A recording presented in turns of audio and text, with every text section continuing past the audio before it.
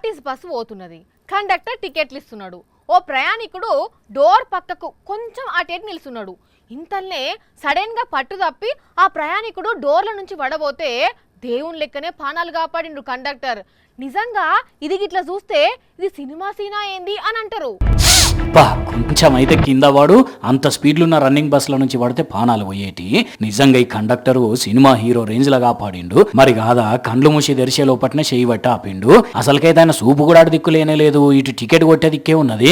అయినా కూడా దిమాకున్నాడు, దునియా మొత్తం చూస్తాడు అన్నట్టు వెనకైనా పడిపోతున్న చూసి ఇట్లా చేయితోని పట్టుకున్నాడు.